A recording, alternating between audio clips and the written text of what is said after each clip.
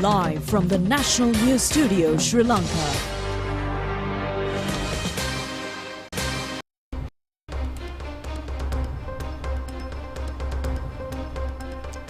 A very good evening and welcome to the National News telecast brought to you live from the Rupavahini studios. I'm Vibhuda Vijay Bandara. A very good evening indeed. I'm Sharifa Tahir. Let's take a look at the headlines.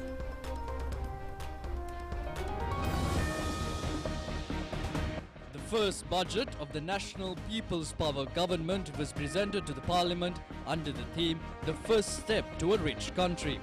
5% economic growth is targeted this year.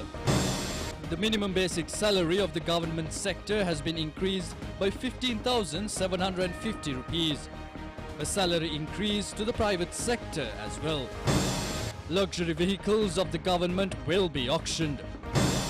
The Grade 5 scholarship allowance has been increased by 750 rupees, while the Mahapal allowance by 2,500 rupees. Allowance paid to elderly, kidney patients and disabled persons has also been increased. The second reading of the local government elections special provisions draft bill passed with special majority.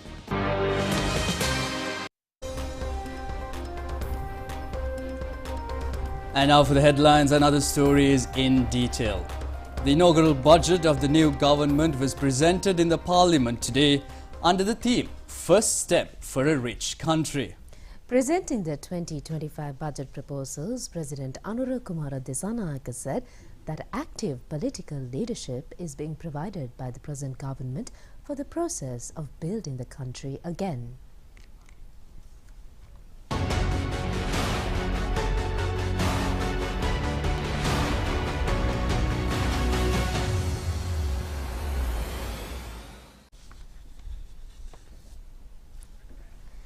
The inaugural budget of the new government was presented in the Parliament, and the President entered the Parliament complex at 10:30 a.m. in the morning. A number of foreign diplomats, along with others, attended the occasion of representation of the inaugural budget of the new government.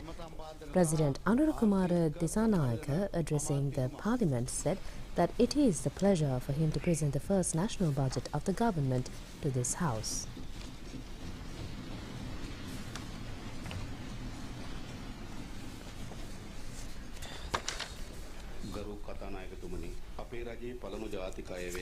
The country went through its deepest and most complex social, economic and political crisis in 2022 since independence. Although the crisis erupted in the year 2022, the underlying causes of the crisis are historical and structural. Corrupt governance, failed economic policies and irresponsible public financial management are the root causes of this crisis. As a consequence, there was breakdown of normalcy in economic activities in the country, which was experienced by all sectors and social groups from businesses to households. The President said the shortages in goods and services, including fuel, electricity, essential food and medicine, caused severe hardship of the people of the country, especially the women, children, disabled and the elderly people. Professionals were compelled to leave the country. People had to wait in long queues for days to access basic necessities, and some died while waiting in the queues. Going beyond the economic and social, the crisis also triggered a political shift in the country. Unbearable economic hardships led to social uprising against the corrupt rulers. People's power forced them to step down from government. Through the presidential election and the general election at the end of 2024, with unshaken determination, dedication and leadership, people took a progressive decision to form a new government with a strong mandate to direct the country towards a common prosperity by transforming the economic, social and political system of the country. The President said, therefore, the budget becomes historic as it lays the foundation for fulfilling those aspirations of the people for economic transformation of the country by driving the economy towards sustainable growth and development. One of the challenges the country faced at the outset was dispelling the wrongful picture created by the myths and malicious political propaganda against the economic policy ambition by those who tried to stop this triumph. The country has succeeded in that endeavour. There were misconceptions that the Sri Lankan rupee against the dollar will rise even to 400 rupees, that an era of fuel queues will return, international development partners and countries would isolate the new government, investors will lose confidence, and that private property will be completely nationalised. Despite such negative propaganda against the present government, it was able to emerge successfully to stabilize the economy and build strong relationships with international partners and create confidence among investors.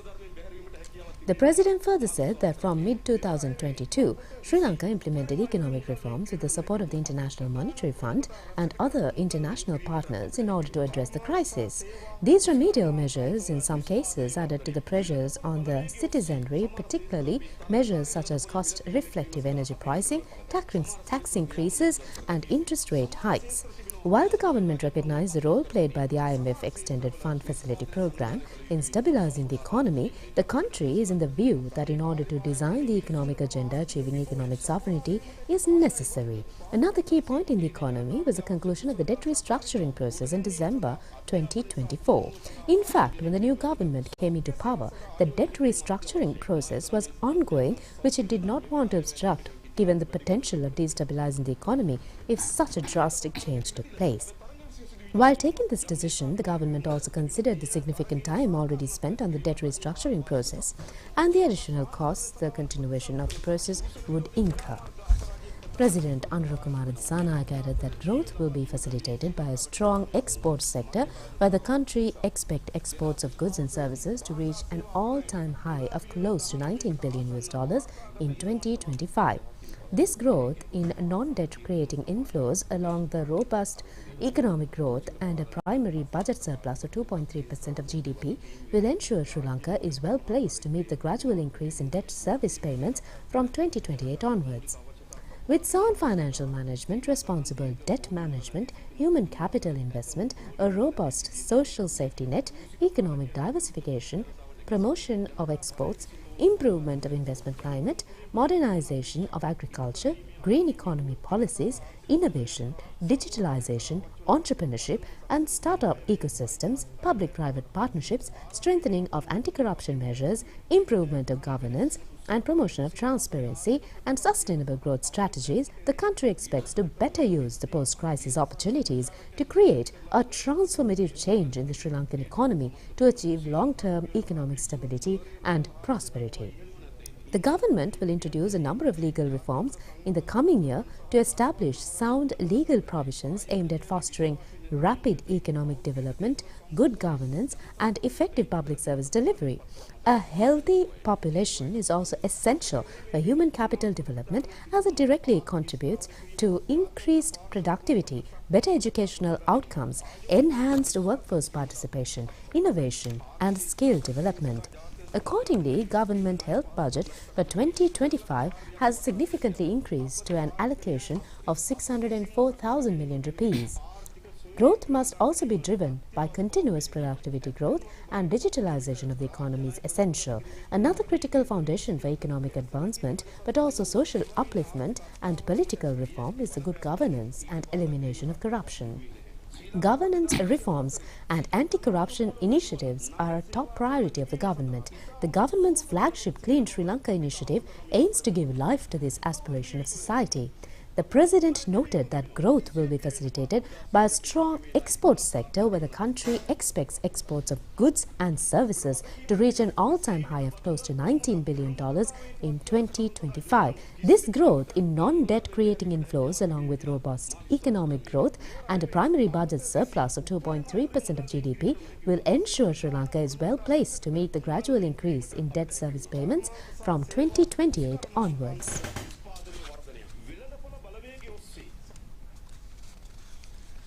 The basic salary of the state sector employees has been increased by 15,750 rupees.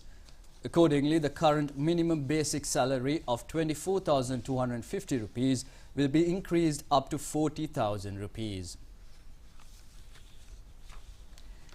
President Anurukumara Dissanayake said that since it's been over a decade following an amendment of the basic salaries of the government servants, considering an overall evaluation of all relevant factors, time has come to make an amendment to the salary structure.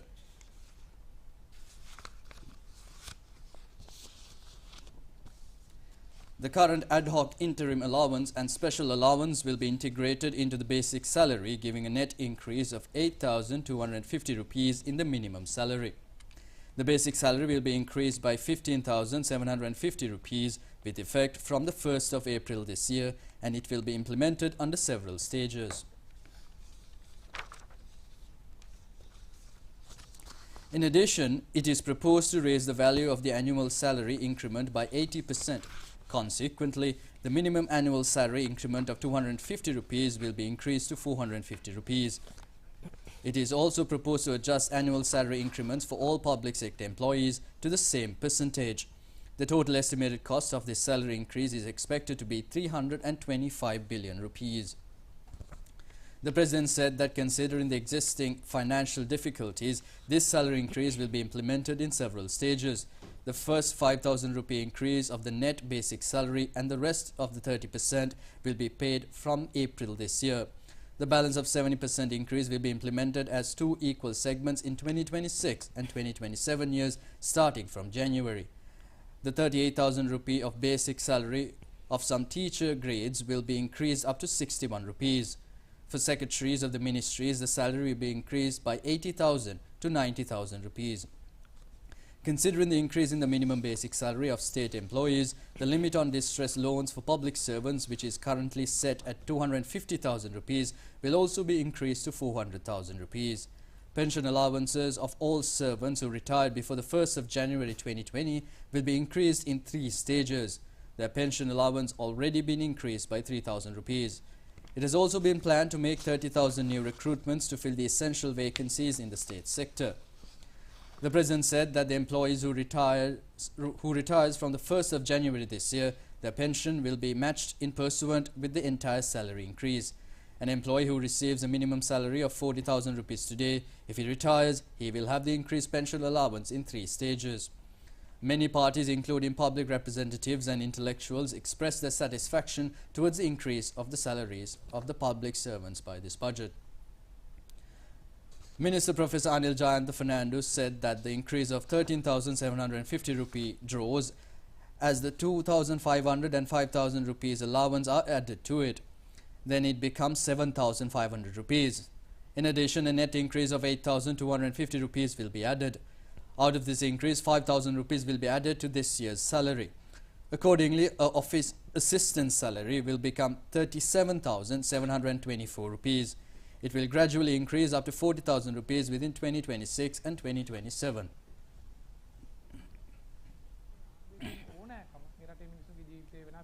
ආර්ථිකයේ ගොඩ ගන්න. එවැනි දුෂ්කරතා තිබෙද්දී ඕනනම් ආණ්ඩුවකට තිබුණා නිදහසට කාරණයක් විදිහට අපි දැන් ගොඩ යමින් ඉන්නේ, අමාරුවෙන් ඉන්නේ, වැල්පාලමේ ඉන්නේ, පඩි වැඩි කරන්න බැහැයි කියන තැන. නමුත් අපි එවැනි තැනකට ගිය නිසා එකක් තේරුම් ගන්න ඕනේ මේ අපි වැටුප් වැඩි කරන කාල පරිච්ඡේදයේ වැටුප් කර ආණ්ඩුව වැටුප් වැඩි කරන තත්ත්වය සැලකිලිට භාජනය කරගත්තාම මේ මුදල ප්‍රමාණාත්මක දෙයට වඩා ඉතාමත්ම ගුණාත්මක වැටුප් ආර්ථික ක්‍රමය හඳුන්වා දුන්නාට පසු Vice Chancellor H.D. Karunaratne said that once the open economic policy introduced in 1977, this is the first budget that has totally different structure. Attention has also been focused to pay the proposed 1,700 rupees daily salary for the estate workers by this budget. President Anil Kumar Dissanayake said the government will definitely intervene to provide the proposed 1,700 rupees salary. At present, it has been agreed to pay 1,350 rupees. The 2025 budget has been compiled, providing major attention to many sectors including economy, health, education, digitalization, social welfare, tourism and agriculture. It also includes a number of other proposals in order to develop the country speedily under a systematic and targeted program. Government will formulate the National Export Development Plan with a view to increasing Sri Lanka's export of goods and services on an ambitious scale by enhancing Sri Lanka's ability to export into global markets in the 2025 budget. Micro, small and medium-sized enterprises will be facilitated to tap new export markets, expand existing markets or to connect in the value chains of large-scale exporters and global value chains. With a view of removing limitations in access to high-quality, affordable raw materials, new tariff rates will be based on a national tariff policy to create a simple, transparent and predictable tariff framework. Sri Lanka's network of free trade agreements with strategic partners will be expanded through the Regional Comprehensive Economic Partnership and other agreements. Government will support expansion of export-oriented investment, sector-specific zones, establishing eco-industrial parks which focus on sustainable practices, resource management and green technology through public-private partnership and privately run zones. A new act is also due to be presented regarding public and private partnership in order to fulfill the desired outcome of the National Quality Index system in the country. The government proposes to allocate 750 million rupees for 2025. Sri Lanka has the potential to be a hub for trade, logistics, financial services and a digital economy. This budget will provide the fundamental steps towards fulfilling this potential. Therefore, the government proposes to allocate 500 million rupees from the 2025 budget to support the land acquisition process and initial preparatory work of the Keravalapitia Custom Inspection Yard and Blue Mendel Logistics Park. The government proposes to allocate 500 million rupees to review previous studies, identify an institutional mechanism, land acquisition and initial preparatory works on internal container dry port at Veyangoda. The government proposes to allocate 1,000 million rupees to support the initial development and establishments of advanced scanning systems for Port of Colombo and Bandaranaike International Airport. Accelerating the development of Sri Lanka's digital economy is one of the most important pillars of our economic development strategy. The government's aim is to grow Sri Lanka's digital economy to a level in excess of $15 billion or 12% of the national economy over the next 5 years.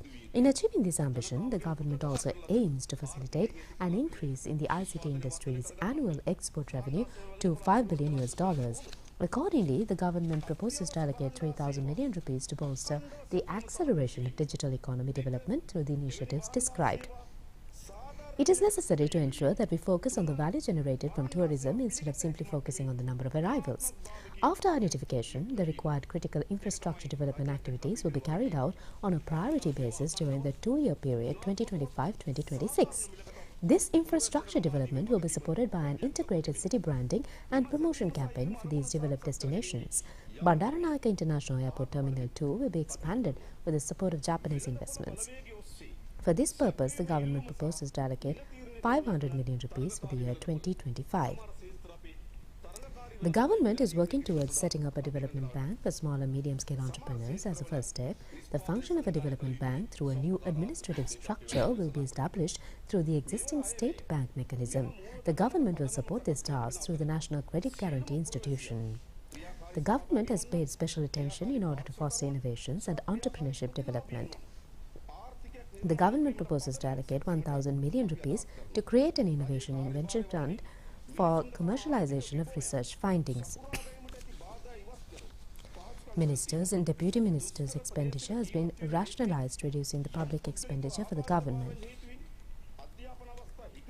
Public resources such as mansions allocated for the President, Prime Minister and Ministers have been redirected to effective public use. Another decision has been to appoint a committee to recommend the best use of such properties in economically viable projects and the public interest. All luxury vehicles that require heavy running and maintenance expenses will be auctioned. The government has taken steps to carry out programs for women's affairs are implemented at the Line Ministry as well as the Provincial Council level. In that, a monthly assistance is given for providing nutritious food, especially for pregnant mothers, for which 7,500 million rupees has been earmarked. Also, for the 3-Posha program for the nutrition of mothers and children, 5,000 million rupees has been allocated. For programs to prevent child and women violence, empower women and save women, 120 million rupees has also been allocated. In order to maintain the network spread across the island for the implementation of programs aimed at women, 720 million rupees will be incurred. Digitalization within Sri Lanka's health system and improving primary health services at rural level. Accordingly, new initiatives and interventions will be carried out from 2025 to enhance the digitalization of healthcare delivery. Efforts are being made to improve the service delivery at over 1,000 primary medical care units and divisional hospitals with the focus on non-communicable disease control and prevention. Furthermore, palliative and geriatric care services will be available at selected PMCUs in each district, especially considering the aging population. Actions will be taken to expedite the process of strengthening estate-level healthcare service through public-private partnership with regional plantation companies. Required human resources, necessary equipment and pharmaceuticals for estate hospitals will be provided by the government. Accordingly, government health budget for 2025 has significantly increased to an allocation of 604 million rupees.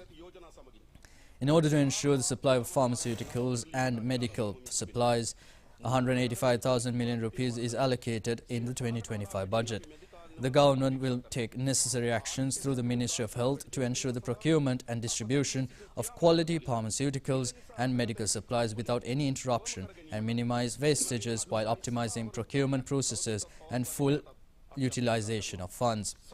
To address these challenges, it is proposed to implement a 5-year national program to improve health, education and service facilities for children with neurodevelopment disabilities, including autism, across all 25 districts of Sri Lanka. As an initial step, the government proposes to allocate 200 million rupees for 2025 to establish a treatment center for children with neurodevelopmental disabilities. Further efforts will be made to establish similar kind of treatment centers in every district with the necessary human resources within the next 5 years. Currently, the preschools and daycare services are provided by the private sector. Preschools and daycare facilities for the children with autism are limited. This is mainly due to the lack of awareness and capacity among preschool teachers and caregivers on inclusive education and early childhood development for children with neurodevelopmental disabilities, including autism. Accordingly, we propose allocation of 250 million rupees for developing a model daycare center. Due to economic challenges that prevailed in the country, renovations of schools infrastructure have not been done since 2019. Therefore, over 10,000 million rupees has already been allocated from the 2025 budget to upgrade school infrastructure. 135 million rupees has already been allocated to improve the quality of the university system. The government proposes to increase the payment per meal per student for preschool morning meal program from 60 to 100 rupees, and the provision of 1,000 million rupees has already been made in the 2025 budget estimates for this purpose. Recognizing preschool teachers as key players in human resource development in order to enhance the quality of preschool education and to acknowledge their invaluable contribution, the government proposes to increase their monthly allowance by 1,000 rupees starting from June this year. Accordingly, the government proposes to allocate 100 million rupees for this purpose. It is proposed to review the school system to prepare a national plan to relocate schools. Accordingly, the government proposes to allocate 500 million rupees to implement this program. The government proposes to increase monthly scholarship amount from 750 to 2,500 rupees to students who qualified grade 5 scholarship examination in low-income families. Accordingly, the government proposes to allocate 1,000 million rupees for this purpose. Nutritious food allowance has been supported for the students in sports schools to obtain a nutritious diet. Hence, the government proposes to double the monthly nutritious food allowance from 5,000 to 10,000 rupees per student. Budgetary provision has already been made in the 2025 budget estimate for this purpose. The government proposes to increase this stipend from 4,000 to 5,000 rupees per month for students in vocational education. Budgetary provision has already been made in 25 budget estimate for this purpose, in addition to which the government proposes to allocate a further 200 million rupees for the same. The government proposes to increase monthly Mahapala scholarship from 5,000 to 7,500 rupees and monthly bursary payments from 4,000 to 6,500 rupees. A provision of 4,600 million rupees has already been made in the 2025 budget estimates. Payment of all these allowance will be operational for the month of April. The government proposes to allocate 500 million rupees for the development of sports schools in 5 provinces. The government also proposes to allocate 100 million rupees from this budget to provide computers and other essential facilities for this library.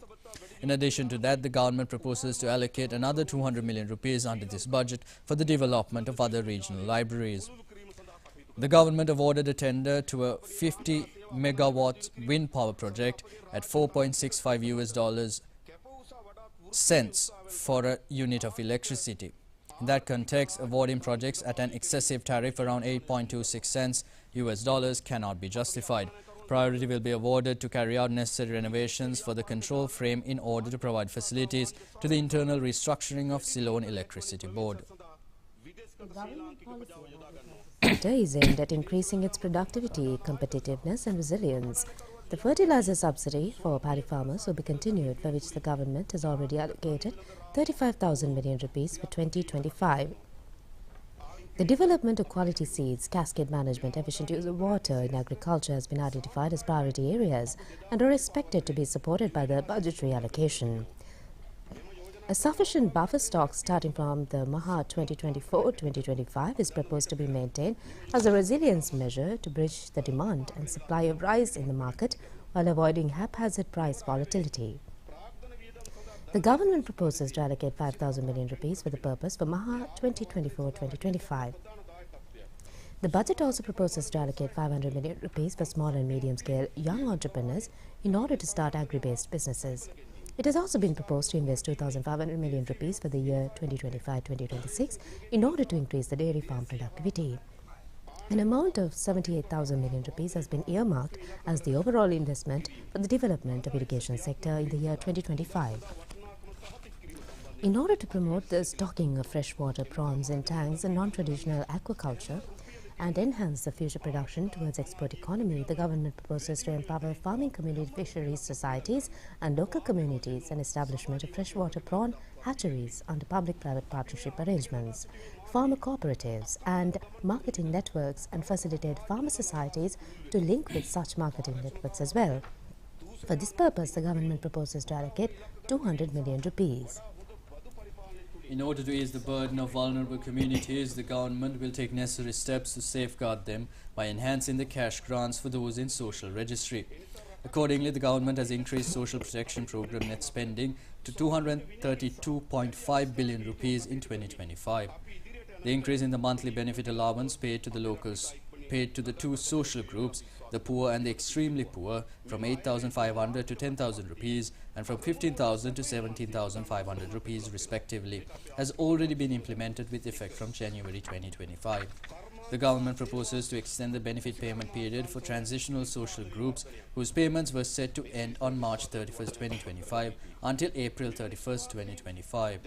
Further, for those eligible for Aswasuma to enter the scheme yet not included, it is expected to finish enumeration in May 2025, providing another opportunity for them to enter the program. The government proposes to increase the monthly allowances for kidney patients and people with disabilities from 7,500 to 10,000 rupees and a monthly allowance for elderly persons from 3,000 to 5,000 rupees with effect from April 2025. The government has already announced and implemented several other relief measures such as 6,000 rupee payment for each student from low-income groups to support purchase of education-related stationery and books. The government has decided to provide a food package during the festive season in order to purchase essential food items at a fair price as a supportive measure in order to reduce increased cost of living. Another proposal in the 2025 budget has been to implement a special interest project for the senior citizens. Persons above the age of 60 years are eligible, and it has also been decided to provide an additional interest of 3% per annum, which is higher than the existing interest rate in the market. That will be provided for fixed deposits up to 1 million rupees in order to stabilize their monetary position. As an initial step towards enhancing public sector transportation, a modern and comfortable fleet of technologically advanced buses will be introduced on a pilot basis. Accordingly, 100 air suspension, low-floor, comfortable buses will be deployed along 3 main road corridors within the Colombo city. The amount allocated for the purpose has been 3,000 million rupees. The government proposes to allocate 500 million rupees to rehabilitate old railway passenger coaches, targeting to rehabilitate passenger coaches to enhance the efficiency of services and cater the growing passenger demand.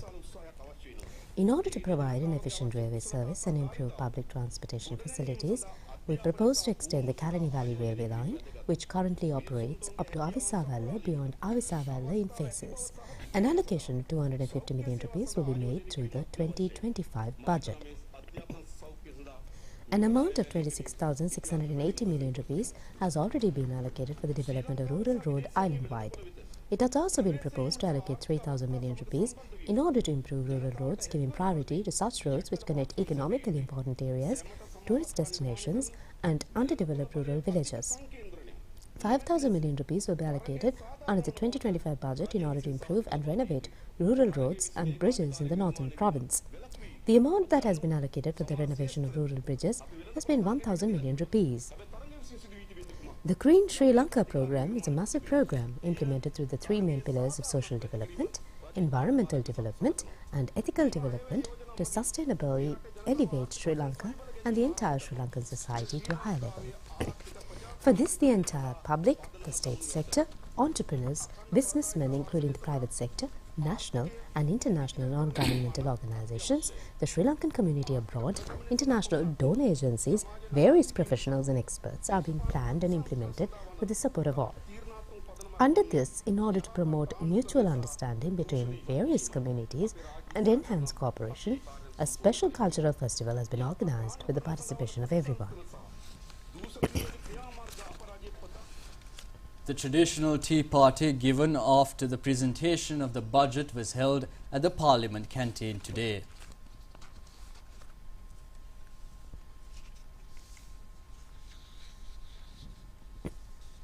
The President, Prime Minister and the government and opposition parliamentarians, diplomats, invitees and many others were present at this occasion. Opposition parliamentarians held mutual discussions with the President in this party as well.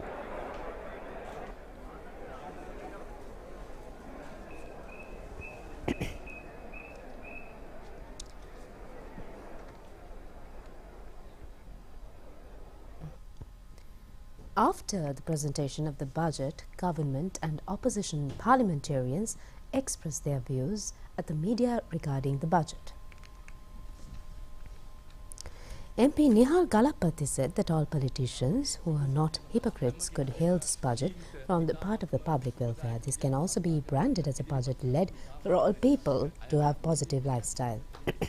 MP Ravi Karnanayaka said that it seems that the budget has a financial discipline. Anyone can see that this budget will establish a certain economic and financial discipline in the country. MP Vasantha Samarasinha says that MPs of the opposition can't say anything for their solace. It seems that they are not in a position to criticize the budget. MP of the Northern Province said that a huge sum of funds have been allocated for the development in the North, and this budget brings a message of public national building national unity. MP Archana Ramanathan says that he is very happy that the budget has provided many things to the people in the North. MP Rohita Abegunawardena says that they are looking what will happen in the future. He said, as a parliamentarian with a long history, he is happy to see if the country will have positive change. However, he was sceptical as to whether the government would properly carry out these proposals. Mr. Sunil Haganethi said that the budget is one that was presented for the first time to fulfill public aspirations. Opposition leader Sajid Premadasa said that it seems a budget that was prepared under the limitations imposed by the IMF. Deputy Minister Ratna Gamage says that this is clearly a public-friendly budget. Even the opposition is shocked to hear it. MP Kabir Hashim said that there are positive proposals in the budget. A sum of 500 million rupees has been allocated to produce Triposha. MP Shanakyam Rasamanikam said that the certain changes are expected in the north and east through this budget. The people will have to wait for the next few weeks. MP Dr. Harshadi Silva says that he does not find faults in the budget. It should be brought between several decades. MP D.V. Chanaka says that the taxes have been increased and the inflation has also increased. However, salary increment or a relief for the public has not been given. Deputy Minister Nalin Hevage said that at the beginning the opposition members were like bloomed flowers. However, little while later, they are all withered and crestfallen. This is a budget that makes 22 million people happy and 1.5 dozen of the opposition members miserable.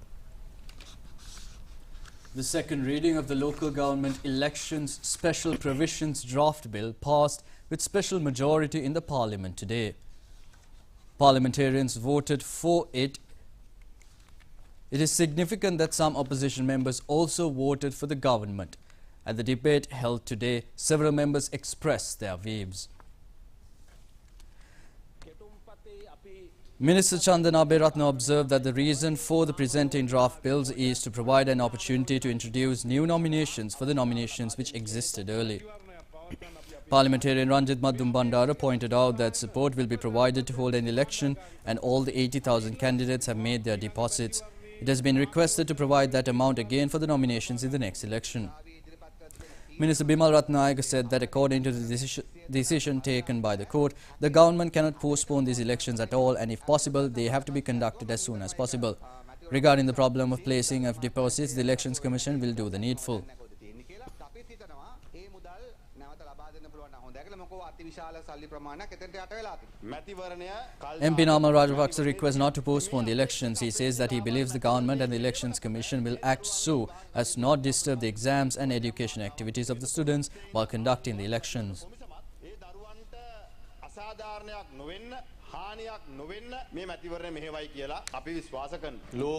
Minister Dr. Nalinda Jayatissa said that after the President presented the budget, the opposition has become helpless before the media to tell something against the budget. After that, the local government amendment bill became the topic. The opposition parliamentarians has only one thing to say, that to postpone the election. The government is fully committed to democratize this country to the utmost. මේකේ කතා කරන හැම മന്ത്രിවරයම විපක්ෂ පැත්තෙන් කියන එකම කාරණේ තමයි ඡන්දේ කල් දාන්න ඕ ලෙවල් තියනවා තව කල් තියන්න මේ වෙලාවේ ඡන්දෙ ඉදිරිපත් වෙන්න බෑ ඒ රනිල් වික්‍රමසිංහ ජනාධිපතිවරයාට එදා සිට අද දක්වා නියමින් හෝ අනියමින් උදව් කරන්න මේ විපක්ෂ කණ්ඩායම අද ඇවිල්ලා කියන්නේ ඡන්දෙ තියන්න එපා කියලා අපිට මේ රට උපරිම වශයෙන් ප්‍රජාතන්ත්‍රීකරණය කිරීමට අවශ්‍යයි මහ ජනතාව මේ පාලනයට සම්බන්ධ කරගන්නට ඕනේ ඒ නිසා ගමේ ඉන්න කෙනාට මේ පාලනයට තමන් ගමේ සංවර්ධන ව්‍යාපෘති වලට සම්බන්ධ වෙන්න තියෙන තමන්ගේ නියෝජ්‍යය අපත් කරගන්න තියෙන අවස්ථාව තමයි පළාත් පාලන මැතිවරණය. අයියේ කහොස් කරන්නේ. After the debate, the voting commenced at 7 p.m. Speaker Dr. Jagat Wickramaratne said that 187 votes in favour of the bill, no votes against it, and none of the members has abstained from voting. The term of acting President of the Court of Appeal Justice Mohammad Tahir Lafar has been extended. Accordingly, Justice Mohammad Tahir Lafar took his oath before President Anurukumara Dissanayake at the Presidential Secretariat today. Secretary to the President, Dr. Nandika Sanath Kumanayake, was also present at this occasion. The funeral rites of late social activist and veteran media person Sita Ranjani will be held tomorrow evening at the Katukaliyawa Cemetery in Anuradhapura. The body is being kept at the residence of one of her relatives in that area. Born on the 8th of March 1954 at Periyankulama village, Anuradhapura, Sita Ranjani had her education at Periyankulama Vidyalaya in Anuradhapura. After completing her school education, she entered media and was able to contribute significantly to democracy and social welfare. A special feature has been that, being a convener of the Free Media Movement member, she held the continuous membership of it. A lyricist and author of several books, she has been facilitated with several awards.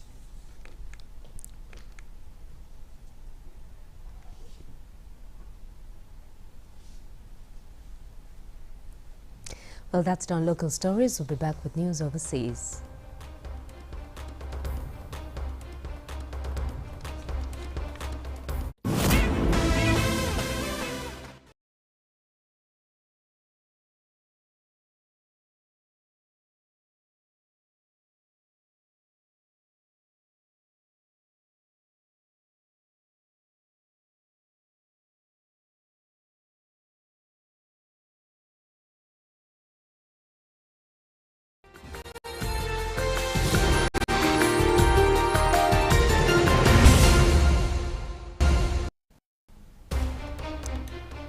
We now move on to news overseas. United Kingdom Prime Minister Keir Starmer stated that he is ready to put United Kingdom peacekeeping troops in Ukraine if and when the war ends. Before attending an emergency summit with the European leaders in Paris today, United Kingdom Prime Minister Keir Starmer said that the United Kingdom was prepared to contribute to security guarantees to Ukraine as a part of a peace deal. United Kingdom troops could be deployed alongside soldiers from the other European nations alongside the border between Ukrainian-held and Russian-held territory. Meanwhile, Ukraine's President Zelensky stated that he is not involved in any Russian-US discussions regarding the war.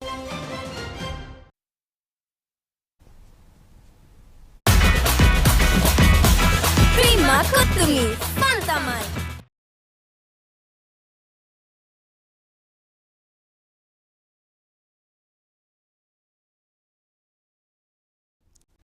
We now move on to sports news. SSC, a frontline cricket sports club of this country, is at a risk of being dragged lower down First Division of Inter-Club League 3-day cricket. In this year's tournament, the club has managed to win only one match.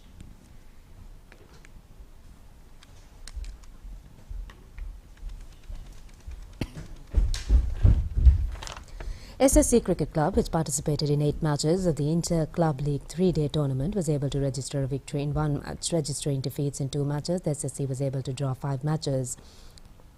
SSC Club, which competed under the B group of the First Division tournament, has secured the 8th position in the points table. The match between NCC and SSC was played at the CCC grounds yesterday.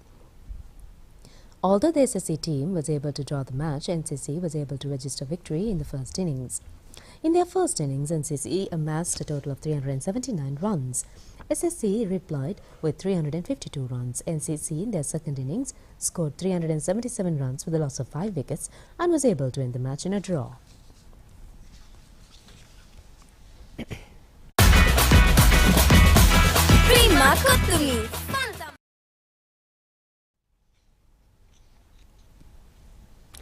And with that, we conclude this bulletin of news. Thank you so much for tuning in. Together with Bibuda and Sharifa signing off. Take care.